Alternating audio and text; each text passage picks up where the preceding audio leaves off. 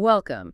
Today we're going to dive into a story, one that starts in this world of almost perfect quiet. It's a terrifying look at what happens when that quiet is paid for. We start in a place with high windows, soft carpet, a picture of absolute perfection, only for that facade to just quietly start to crumble. It crumbles under the weight of a secret deal. I mean, this story is fundamentally about the mathematics of moral compromise. Yeah. It's about how this seemingly normal, wealthy, and devout family becomes totally corrupted by one constant external force, this man. And what we're doing here is tracking not just the story, but the psychological cost of it all. Yeah. The compromises the parents make to protect what they have. And the sudden, violent breaking points that eventually destroy them. It's unsettling because it really makes you question where success comes from. I mean, if all the luck and comfort you have is funded by some unseen debt collector, how long can you really keep it together? Yeah. So for you listening, the core question is clear.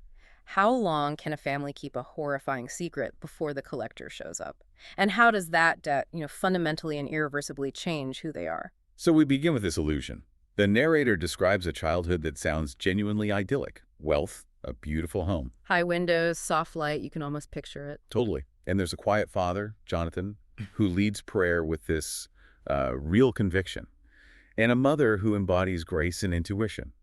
It's the ultimate sanctuary. And that's what's so effective. The horror is placed right inside that sanctuary from the very beginning. That perfection, you quickly realize, is a deliberate lie. It's built on a very dark foundation. Because the parents are hiding one thing, just one. This strange man who existed in our house, always on the edge is where light ended. And what's so fascinating is how the entity first appears. It's not some clumsy haunting. It starts as this atmospheric dread. It's subtle. It's so subtle. It's a flicker in a mirror that shouldn't be there, or shadows that are just too deep for the sun, or that strange, inexplicable smell of smoke in a room where absolutely nothing has burned. It's the suggestion of a presence, not a full-on invasion. It's like psychological warfare designed to make you doubt what you're seeing. Exactly.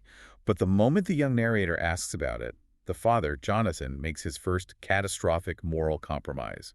He basically institutionalizes the entity. He gives it a name right away. That's your uncle. He doesn't mean you harm. It's such a cold, swift lie.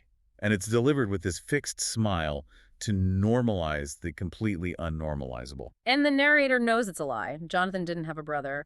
But it's so firm, it basically establishes this thing as a secret member of the family. A member you have to respect and critically ignore. Which leads directly to the core mechanism of their whole life, the house rule.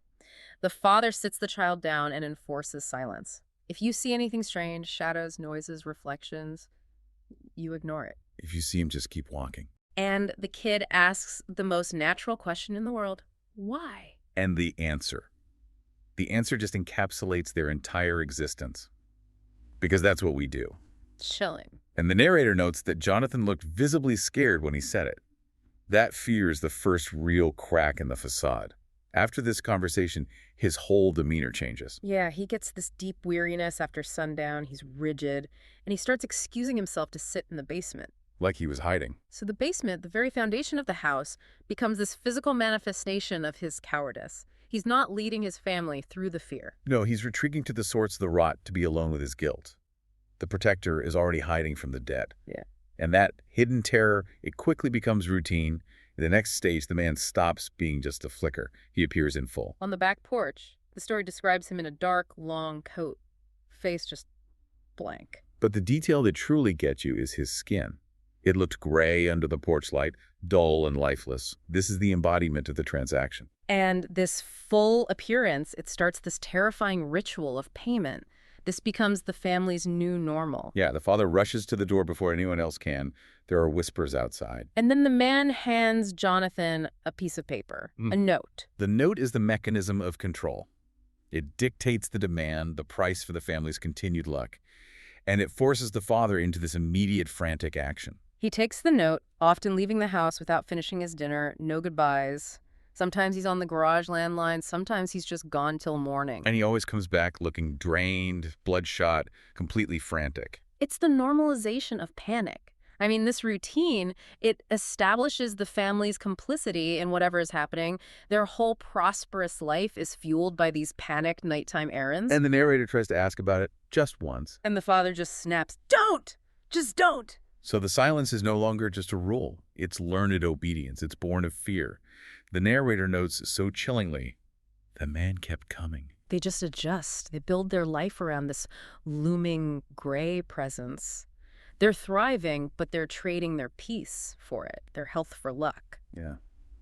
But this whole unsustainable routine, this prosperity built on constant dread, it finally breaks dramatically. 10 years ago in the story, just after the narrator's 8th birthday, the ritual starts the same way, the man, the note, but this time the demand is clearly different. This is the turning point, isn't it? This is when the debt gets quantified. Exactly. The father reads the note and then he reads it again. His hand drops. He just freezes. And the most heartbreaking detail is when he turns and looks right at the narrator, his eyes filled with tears, a look they say they'll never forget. That's the moment.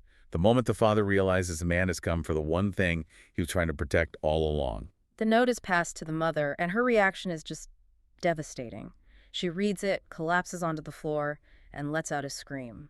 But the narrator is so precise about that sound. It's not fear, and it's not even grief. It's absolute profound helplessness. That sound helplessness is their entire defense mechanism just shattering.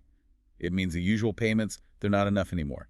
The debt is now personal. She pulls away from her husband, crushes the paper against her chest. It confirms everything.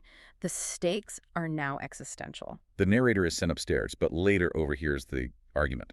They're not whispering anymore. And strained panic in the father's voice reveals the deadline.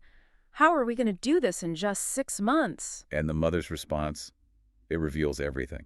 The identity of the payment and the history of the curse. We can't just give him up, she cries. And then she says it. He has never asked for something this messed up before. How do we even go about this? Curse your grandfather, Jonathan. The implication is horrific, and it's unavoidable. The note demands the narrator give him up within 6 months. The debt collector is done with small payments. He wants the collateral. He wants the son. The atmosphere in the house, it just darkens immediately. The parents speak like strangers. The tension is thick. And the man starts appearing everywhere. In the narrator's dreams, behind glass, the entity is pressing its advantage. The countdown has begun. And we see these two terrifying opposite responses to this doom. The father becomes hyper-devout. He locks himself in his study, rocking, whispering scripture. He's frantically seeking some kind of divine loophole, an absolution that he has to know deep down doesn't exist. He's retreating into a face that's already been corrupted by what he's done. And then there's the mother. She begins this desperate, heartbreaking plan of substitution. The narrator sees her stomach growing, even though she isn't eating much. And as she gets bigger, so does the weight pressing down on everything inside that house. She's trying to create a replacement payment, a substitute child within that 6-month window. It's this agonizing attempt to buy her son's life. And that plan fails. Spectacularly. On a night full of wind and thunder, the narrator wakes up to the mother's voice, broken and desperate. We have to give it a kid tomorrow, Jonathan. The deadline is here. And then the crash. Yeah. The scream. The narrator runs downstairs to this horror scene. Her mother is near the tub, her body twisted, blood soaking her dress, a knife in her hand. The official ruling is suicide. It's her ultimate act of sacrifice, choosing to die rather than hand over her firstborn. But the scene is made so much worse by the father. He's on his knees, his shirt stained, and he's cradling something small and pink, a mess of limbs and tissue. The substitute payment failed. The mother miscarried, or the baby wasn't viable, and she chose self-destruction right after.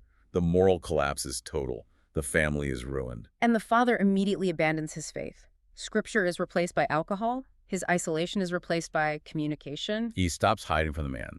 He starts actively whispering to him in the kitchen, sometimes laughing, sometimes begging. The man has destroyed everything in one swift demand. 4 years pass. The simmering anger in the narrator, who's now 17, it finally explodes. They find their father drunk on the porch and confront him. With the accusation, "You killed her! You let her bleed to death." And this confrontation, it forces the final devastating confession from this trembling, ruined man. He shouts the truth. He wanted you. A child of ours, that's what the note said. He gave us 6 months. The attempt to make another child was their desperate, futile compromise. Her suicide was the result of that failure. But the real question is still there. Why? Yeah. Where did this thing, this curse, come from? And the father finally reveals the secret of his own father, the grandfather. Jonathan himself was born wrong. Crippled, unable to walk, talk, or even breathe properly, the doctors had given up. So this takes us back 2 generations, to the original deal. The grandfather, unable to accept losing his son, made a deal. The next morning, Jonathan was fine. He could walk. He was saved. And that, the father says, is when he came. The grandfather let the entity in. He got wealth and luck in exchange for services, for things he did for him. The family's entire prosperity was built literally on transactional blood money and willful blindness. And the debt, Jonathan confirms, was paid in flesh. It started with a cousin, then an uncle, and eventually the grandfather himself when he refused an order. And Jonathan admits to the central failing of his own life. I don't even know what it is. Maybe that was part of the deal. Keep serving and stay ignorant.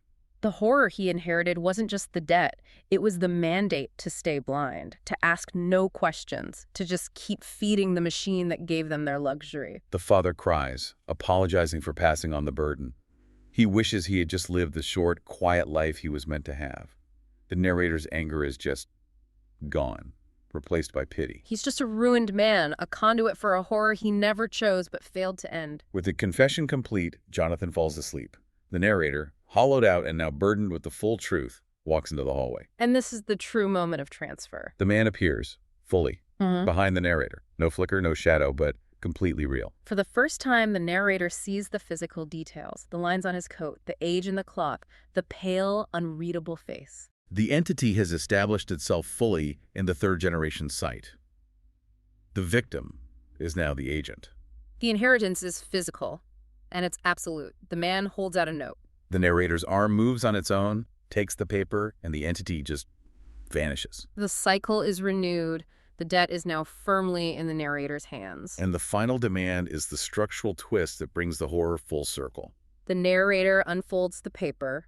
The note contains 3 words, written in neat, slanted handwriting. Cripple your father. It's a direct, chilling mirror of the original sin. The grandfather made a deal to save Jonathan from being crippled.